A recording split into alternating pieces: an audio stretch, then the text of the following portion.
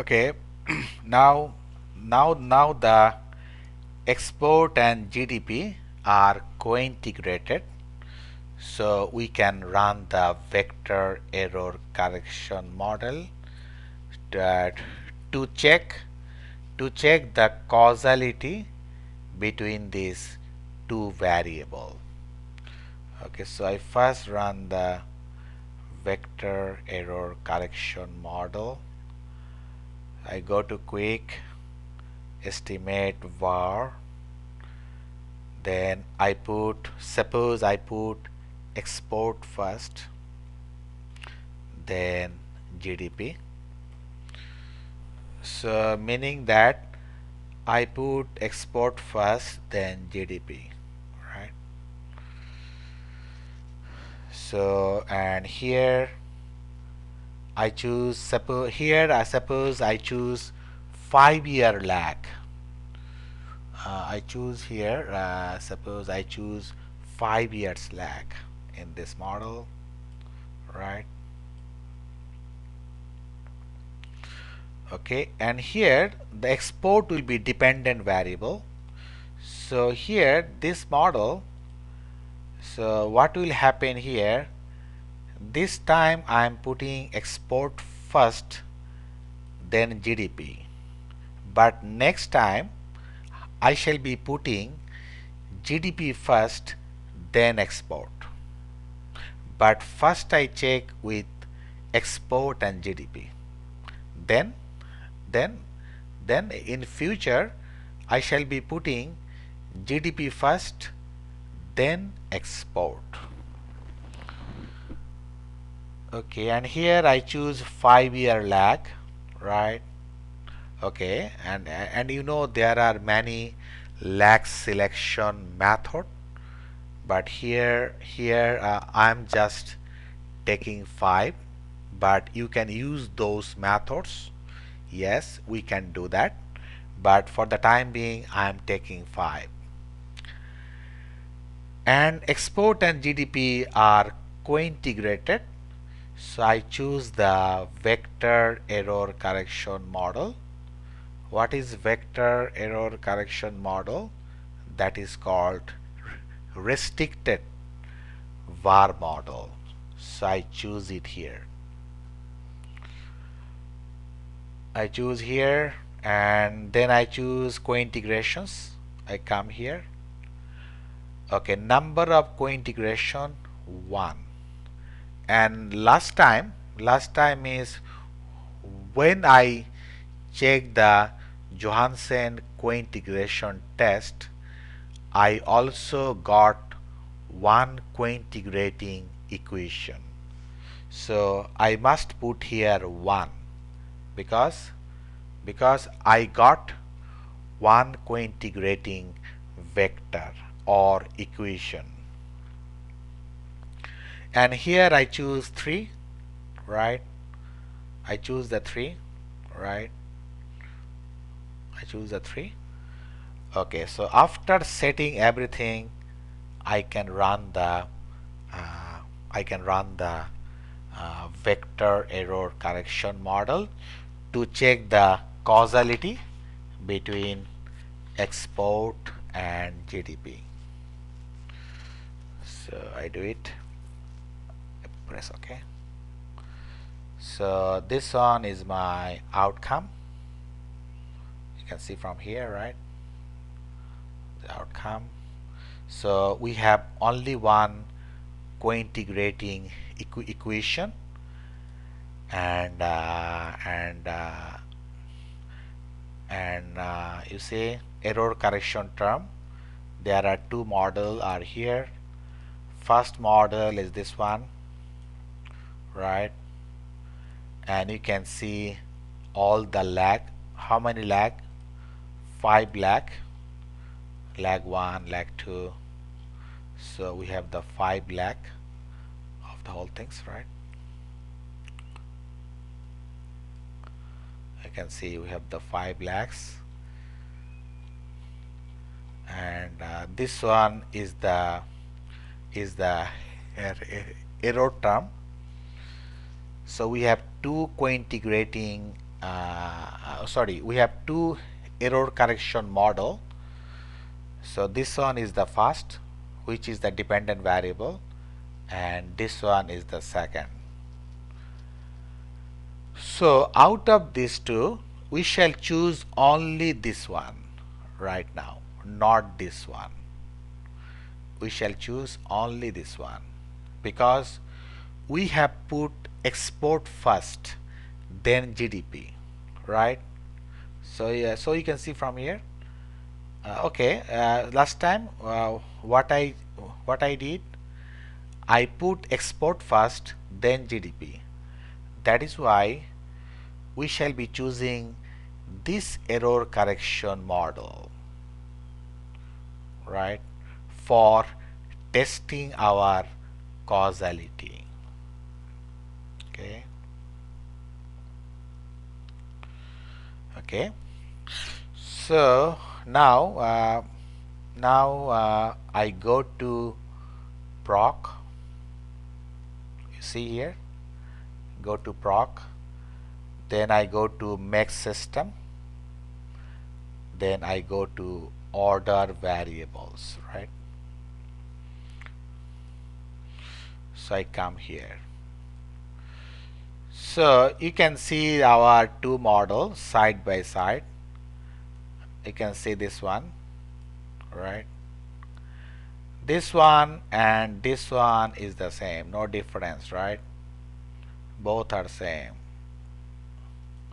So, and this one, the second one, and this one is the same, no difference between these two, right? Okay, so so out of this, there are two models, this one and this one. Out of these two, I shall be choosing this one, not the second one, right? So this one is my error correction model, where export is the dependent variable, right? And you can see from here, C1 is the coefficient of the co-integrating equations. You can see from here, right? Right. And from this co-integration equation, we shall be taking the residual. And after taking that residual, that will be error correction term. So that is under C1 coefficient, right? So this one is the actually co-integrating equation. You can see from here, co-integrating model between export and GDP. So from here we shall take the residual, and from here we can develop the error correction term.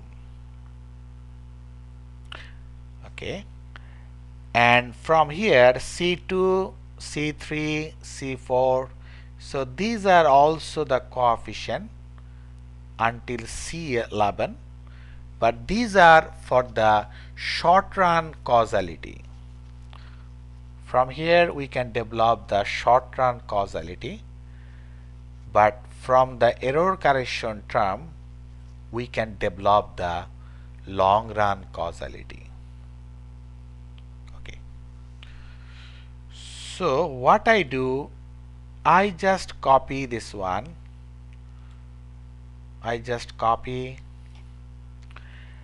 and I go to quick and I choose the estimate equation and I put the paste. I paste the whole things. So this one is the error correction model for export. You can see export is the dependent variable, right? Export is the dependent variable. So we can run the model now. Okay, so this one is the outcome of the this one is the outcome of the, where it has gone, just 1 minute. Sorry, it has gone inside.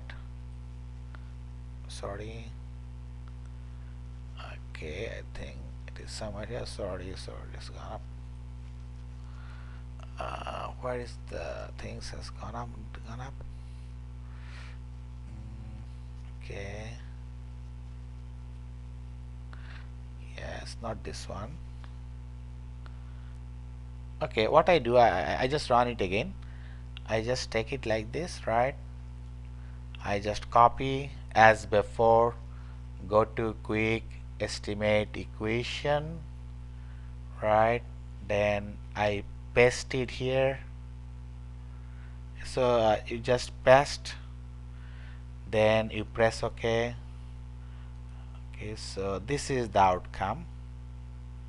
Yeah, very careful, slowly you have to do, otherwise I shall lost it as before. So you can see the error correction model, sorry, when export is the dependent variable, right? Okay, so this one is the error correction model when export is the dependent variable, and export has become the first difference. It has already changed to first difference, because when you put a variable in the VECM model, then VECM model automatically convert the variables into first difference all the time.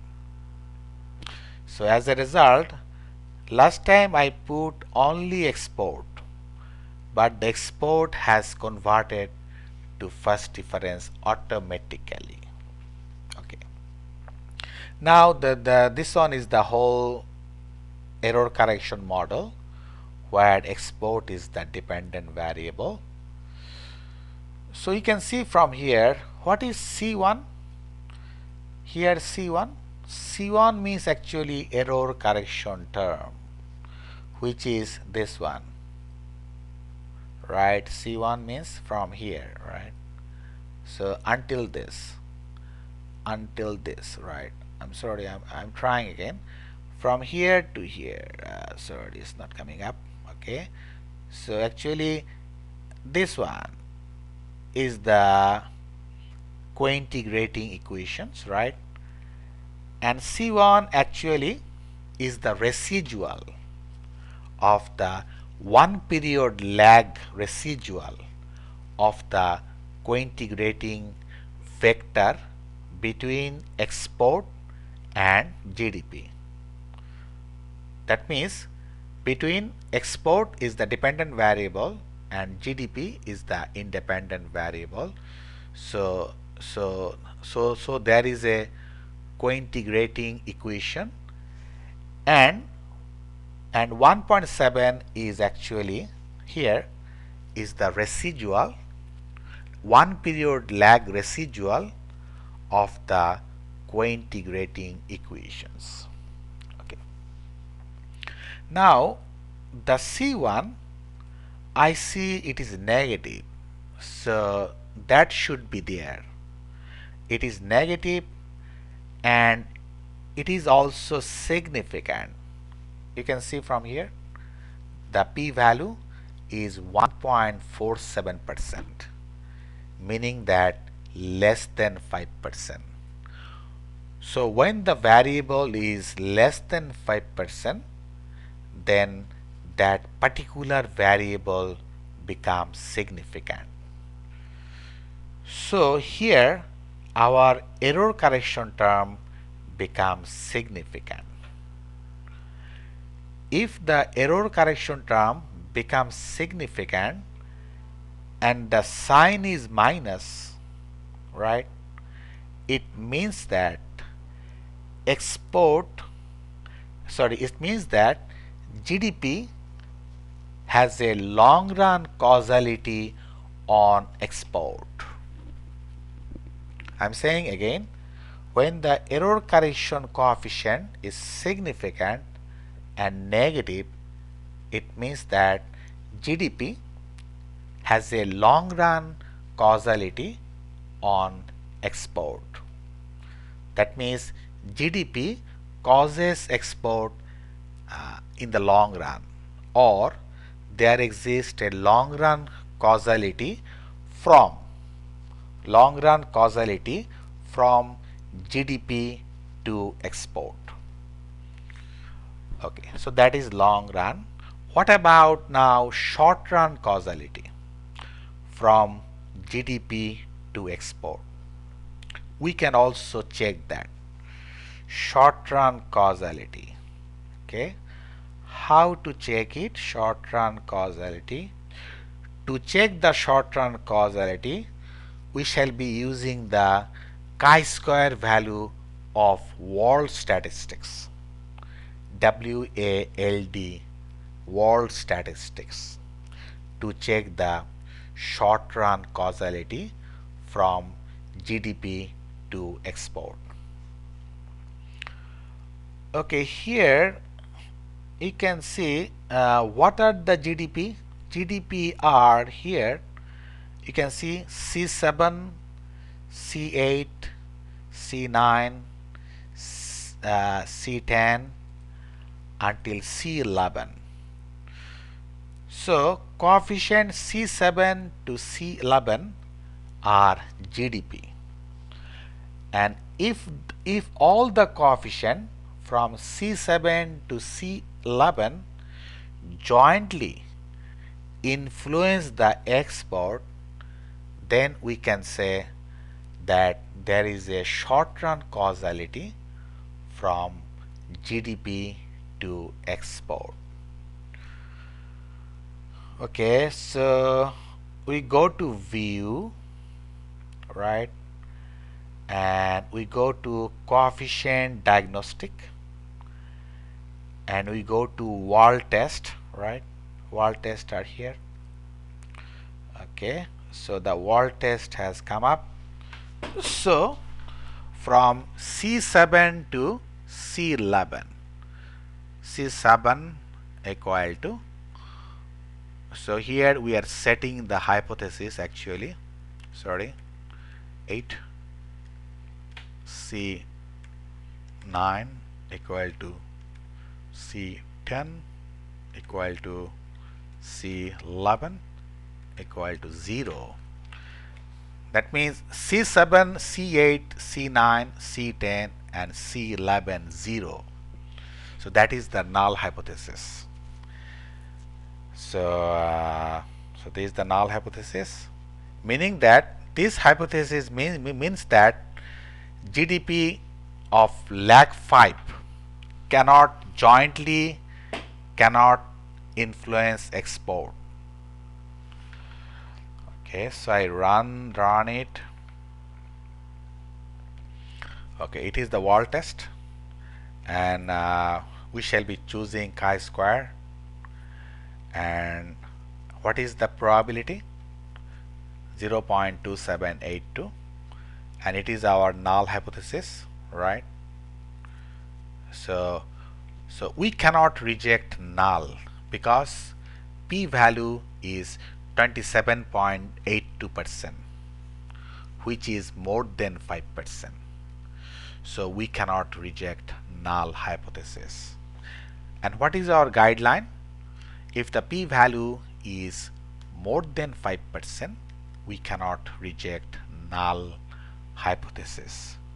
Rather, we accept null hypothesis, meaning that C7, C8, C9, C10 and C11 jointly they are 0. It means that all the GDP having 5 lakhs jointly cannot cause export, meaning that there is no short run causality coming from GDP to export. So actually, what is our model? that we have that we can check again. Our model is this one actually. What is our model? Our model is here. Sorry. So what is our model? So this one is our model. So in this model, so what is the decision? The decision is that GDP, that means there is a long run causality from GDP to export, because error correction term is negative and significant, but there is no short run causality from GDP to export. So that is the decision of this model. Okay. Okay. Now, what about the model specification or model efficiency? Okay. So there are three things: that this model should not have any serial correlation. This model should not have any arch effect, or this model, the residual of the model should be normally distributed. So these are the these are these should be there. These should be there for a good regression model. So we check one by one. I go to view, I go to residual diagnostic. So first I check the histogram, the normality test, right? So I click on it. Okay, you see Jarkabera statistics and corresponding p-value. So what is the null hypothesis? The null hypothesis is that the residual is normally distributed, and alternative hypothesis is residual is not normal. So here we can reject the null hypothesis because the p-value is less than 5%, and we can accept the alternative hypothesis, meaning that residual is not normal. So if the residual is not normal, then we have some doubt about the model. We have some doubt about the model, but still we can accept the model. Still we can accept the model, although the residual is not normally distributed. Okay. Then I check arch test. The second one, arch test. I go to view, the residual diagnostic. Then arch is under heteroscedasticity, right? I click here. Okay, I choose here. There are many methods. I choose the arch, and number of lags, suppose I put 2. I here put 2. I run. Okay. Okay. So you can see the result here. Arch, right? Result, right? And observed R square, you can see, and chi-square value. What is our null hypothesis? Null hypothesis is there is no arch effect. That is the null hypothesis, and you can see the p-value is more than 5%, meaning that we cannot reject null hypothesis, meaning that we accept null hypothesis. And what is null hypothesis? There is no arch effect in this model. So that is desirable. That is always desirable. A model should not have arch effect. So we are happy about it. Okay, then I talk about serial correlation. So I go to view, then residual diagnostic and serial correlations. I click here. Okay, suppose I choose 2 lakhs, then okay, you can see from here that is Bush-Godfrey serial correlations, and observed R square how much, it is 19.69%, so meaning that it is more than 5%. So what is our null hypothesis? The null hypothesis is there is no serial correlations, and here the p-value is more than 5%, so we cannot reject null hypothesis. Rather, we accept null hypothesis, meaning that this model does not have any serial correlation. So that one is a good sign for this particular model. This model, what is happening here? There is no arch effect, there is no serial correlation, but only one problem, that residuals are not normal. But still we can accept the model.